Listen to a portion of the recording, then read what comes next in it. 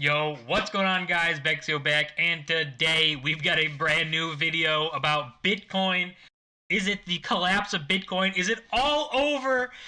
I don't think so, but we're seeing a big downward move in price. We can see it right here. This is Webull, but this is where I have lines drawn and stuff. So this is the hourly chart for Bitcoin.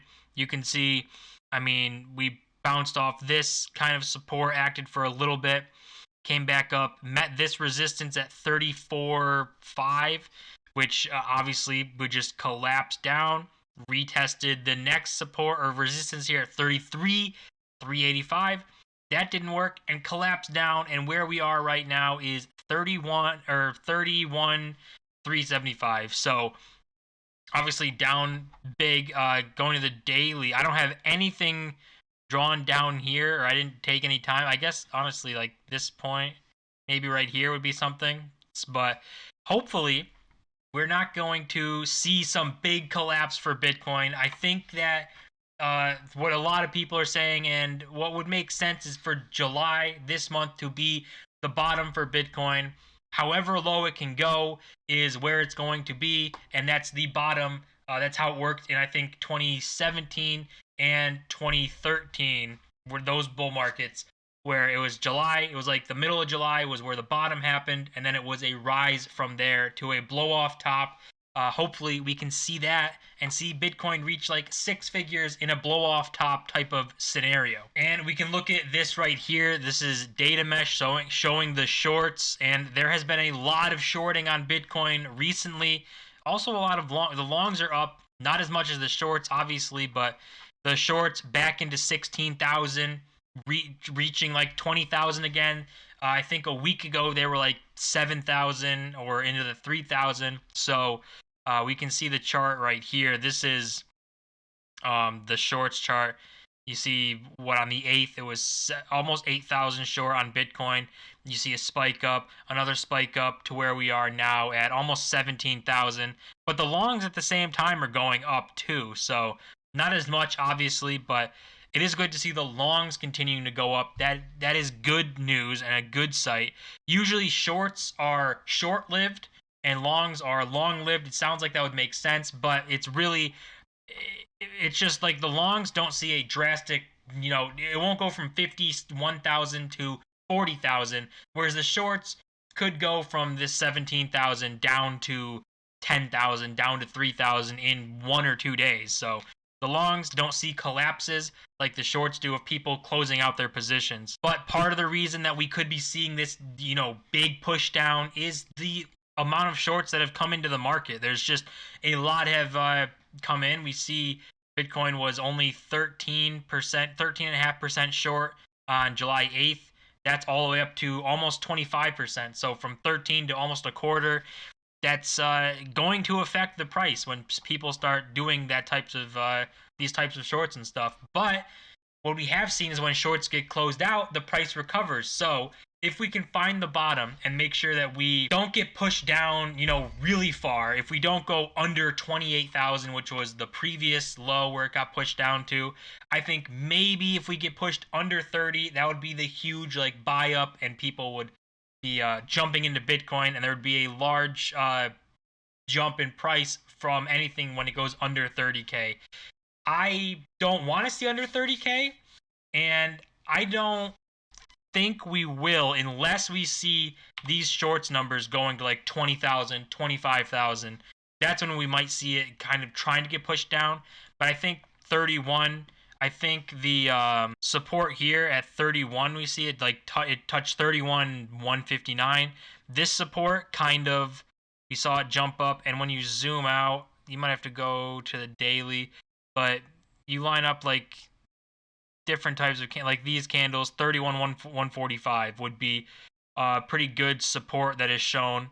So hopefully that's what we see instead of push down, that we see this kind of acting as a bigger support, and we can start going up from here, and we start seeing shorts actually close their positions instead of if this goes over 20, then over 20,000, then we could see Bitcoin get pushed under 30,000. And this is the time when you want to be involved in the markets, when you want to be buying dips or deploying money, is when things like this are happening, when prices are down, when the market's red and the market sentiment is bearish and all the people are screaming lower.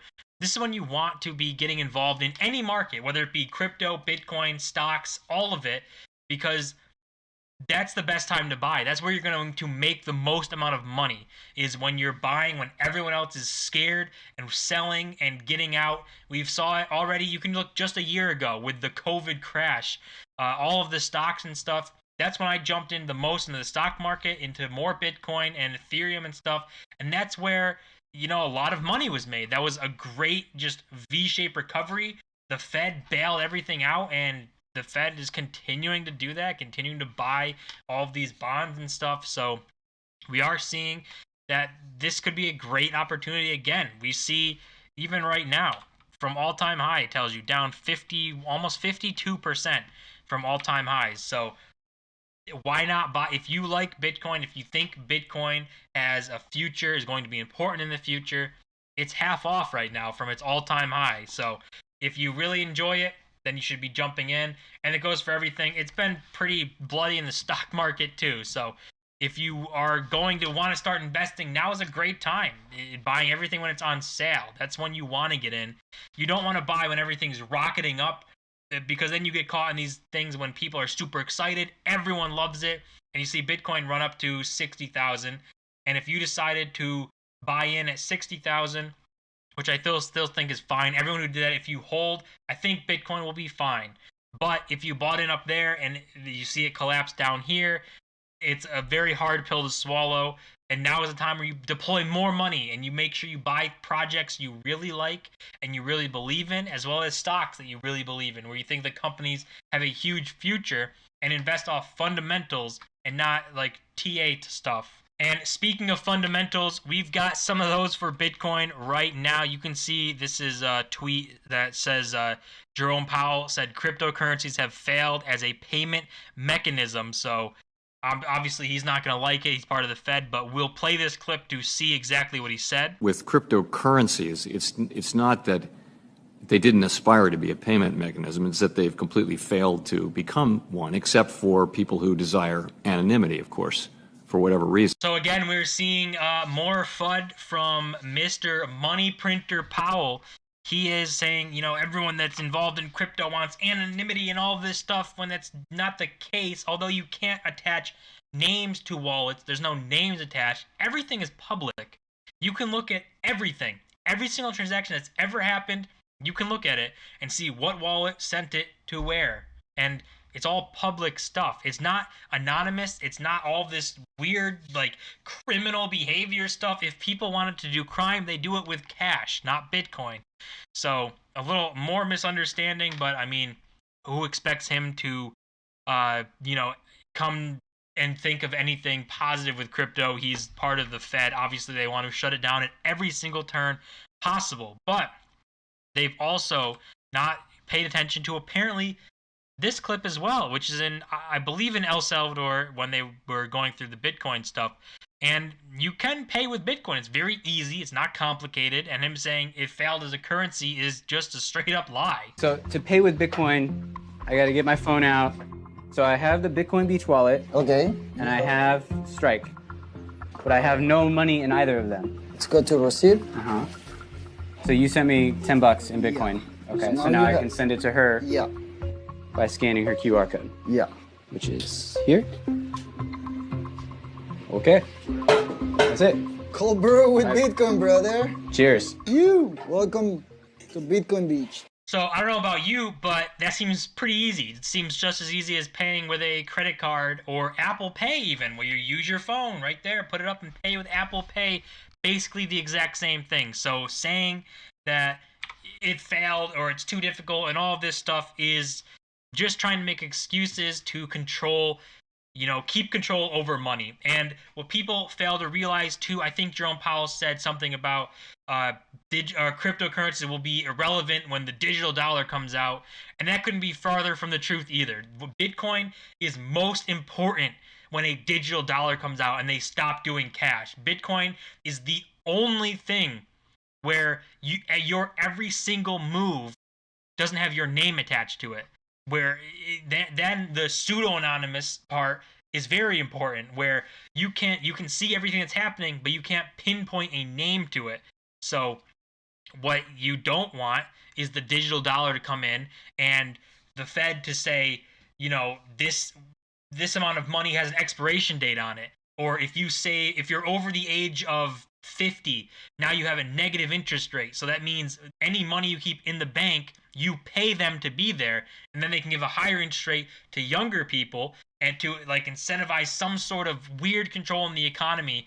But you're just messing with people's money at that point. They're just going to take as much money as they can, track as much. You will be taxed on every single penny that you spend because they can track it all. So a federal USD coin, or that already exists, but like a Fed-backed US dollar, like crypto, or it wouldn't even be like a crypto, it would literally just be digital currency. They can control everything you do, is not going to make Bitcoin obsolete. It's going to make it even more important than it is today, because you can control your money with Bitcoin. Nobody can tell you what you can and can't do with it, but in a digital dollar world, they can tell you exactly what you can and can't do with your money. But just a little misconception there with like central bank digital currencies, CBDCs, and Bitcoin is still very important even when they come out and become a thing. So keep that in mind. But that's going to do it for this video, guys. This is an important time to pay attention to the market.